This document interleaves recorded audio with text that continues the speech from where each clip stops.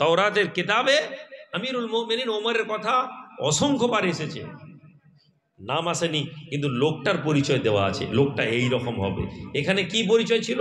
যে আসবেন তিনি বাইতুল মুকাদ্দাস যখন প্রবেশ করবেন তার পা খালি থাকবে, হেঁটে প্রবেশ করবেন। লক্ষ্য করে দেখেন, এখানে ওমর যদি দুনিয়ার হিসাব করতেন, আমি ওমর মুসলমানদের খলিফা, তাহলে আমার তো একটু উঠে করে যাওয়া দরকার। এটা আমাদের ভাবনা। কে সিগারেট খাচ্ছে বলেন তো আশেপাশে? ওমরের খলিফা ওমর রাদিয়াল্লাহু তাআলা আনহু, আল্লাহর বিধানকে আমার গোলাম চড়ছে আমার পারি, দুনিয়ার লোক কি বললো আমার জানার দরকার নেই, হেঁটে যাচ্ছেন।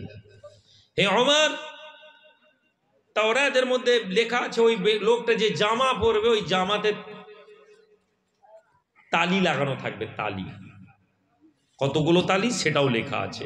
আমরা গুনে গুনে গুনে গুনে দেখলাম তোমার জামা যেটা পরা আছে ওই জামাতে 9টা তালি লাগানো আছে। যে জামা পরেছিলেন ওই জামা পরেই বেরিয়ে এসছেন। আমরা বাড়ি থেকে বাজারে বেরোতে গেলে একটা আলাদা জামা পরি, বাজারে যাচ্ছি একটু ভালো জামা পরি, ভালো জামা পরুন। রাসূলুল্লাহর কাছে একজন বসে বলে, ইয়া রাসূলুল্লাহ, একজন মানুষ ভালো জামা পরা পছন্দ করে, ভালো জুতা পরা পছন্দ করে, একে কি অহংকারী বলবো? নবীজি বললেন না, বরং নবীজি বললেন ইন্নাল্লাহ জামিল ইউহিব্বুল জামাল, আল্লাহ সুন্দর সৌন্দর্যটাকে পছন্দ করেন। কিন্তু হে যুবক, এটা মাথায় রাখো,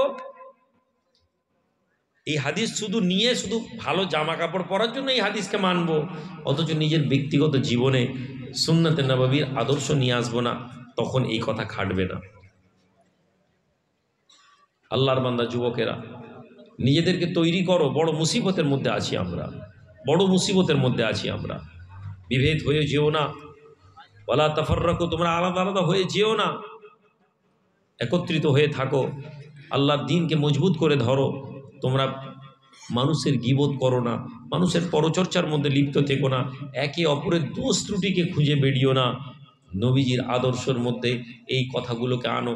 ভাইজান, নেক লোক হতে চাই, নেক লোক হওয়ার জন্য অনেক বেশি আমল করতে হবে না, নেক লোক হওয়ার জন্য নিজের জিহ্বার হেফাজত করুন, নিজের জীবের হেফাজত। আমি মসজিদের ছেলেদেরকে বলছিলাম, একটা লোক অনেক নামাজ পড়ে, অনেক রোজা রাখে, অনেক হজ করেছে, অনেক জাকাত দিয়েছে, অনেক দান করেছে, কিন্তু তার জীব হেফাজতের মধ্যে নেই। সে মানুষের চর্চা করে, লোককে গালাগালি করে, লোকের নামে অপবাদ দেয়, লোকের সমালোচনা করে। ওই লোক জেনে নি কিয়ামতের দিনে তার নামাজ তার সঙ্গে থাকবে না, তার রোজা তার সঙ্গে থাকবে না, তার ইবাদত তার সঙ্গে থাকবে না। নবীজি বলছেন নেকির পাহাড় নিয়ে লোক কিয়ামতের দিনে উঠবে, আর মানুষের হুকুক নষ্ট করার জন্য, হক নষ্ট করার জন্য ওই লোক দাঁড়া, আল্লাহ দুনিয়া জমিন আমাকে চোর বলেছিল, আমি চোর না, আল্লাহ বিচার করুন। আল্লাহ বলুন তোমার বিচার হবে, এর নেকি কেটে ওকে দিয়ে দাও। আপনি সারা জীবন নামাজ পড়ে নেকি সঞ্চয় করছেন, আর চা দোকানে বসে বসে আপনার ভাইয়ের গীবত করছেন। আপনি জেনে নিন ওই নামাজ কিয়ামতের দিন আপনার ভাইয়ের অ্যাকাউন্টে চলে যাবে। নবীজি বলছেন, আমি না। আপনি হজ করেছেন, বছরে উমরায় যাচ্ছেন, হজ করছেন, আর আপনি আপনার ভাইয়ের জমি মেরে নিয়েছেন, জমি ছাড়েননি, জমি রাস্তা বাড়ান বন্ধ করে দিয়েছেন। কিয়ামতের দিন আপনার ভাই এসে বলবে, আল্লাহ তুমি জানো যে আমার রাস্তাও আটকে দিয়েছিল, দুনিয়াতে আমাকে পরেশান করেছিল, আল্লাহ বিচার করুন। আল্লাহ বলবেন ফালা তুজলিমু নাফসুন শাইয়্যা, আমি আজকে কারো উপরে জুলুম করব না, চিন্তা নেই, এই তোমার নেকি আছে, নেকি কেটে তোমার ভাইকে দিয়ে দাও। আপনার ভাই নামাজ পড়েনি দুনিয়াতে হয়তো, কিন্তু ও নেকি পেয়ে যাবে। আপনি নামাজ পড়েছেন, কিন্তু আপনি কি করেছেন? আপনার ভাইয়ের হক নষ্ট করেছেন, আপনি গীবতের মধ্যে নিজেকে ডুবিয়ে দিয়েছেন। আপনার নেকি শেষ হয়ে যাবে, বিচার শেষ হবে না, আরো লোক থাকবে। কি করা হবে? তাদের গুনাহ আপনার ঘাড়ে দেওয়া হবে। একটা সময় আসবে আপনি নেকির পাহাড় নিয়ে কিয়ামতের মাঠে উঠবেন, আর বিচারের শেষে আপনার গুনার পাহাড় আপনার ঘাড়ে, আপনাকে টেনে টেনে ওখানে ফেলে দেওয়া হবে জাহান্নামে। নবীজি বলছে, এই ধর্মকে বুঝতে হবে। হে যুবকেরা, মিথ্যা থেকে বাঁচো, অপরচর্চা থেকে বাঁচো, অপ্রাসঙ্গিক কথা বলা থেকে বাঁচো, আর জীবনকে মেহনতের মধ্যে ডুবিয়ে নাও। মেহনত করো, দেয়ার ইজ নো অল্টারনেটিভ, কোনো অল্টারনেটিভ নেই, কোনো রাস্তা নেই, পরবর্তী রাস্তা কোনো নেই যে আমি এইটা ছাড়া এইটা, মেহনতের কোনো অল্টারনেটিভ নেই। মেহনত করো। একটি লোক প্রজাপতির প্রসেসিং হচ্ছিল, দাঁড়িয়ে দাঁড়িয়ে দেখছিল যে প্রজাপতি ভেতর থেকে খুব কষ্ট করে ধাক্কা দিয়ে ধাক্কা দিয়ে ধাক্কা দিয়ে বেরোচ্ছে। একটা লোক বলল এত কষ্ট হচ্ছে, একটা প্রজাপতির ডিমটাকে একটু ভেঙে দিল। প্রজাপতিটা বেরিয়ে গেল, সব প্রজাপতি উড়লো, কিন্তু যে ডিমটা ভেঙে দিল ওই ডিমের প্রজাপতিটা একটু উড়েই ধপ করে পড়ে যায়, একটু উড়েই ধপ করে পড়ে যায়।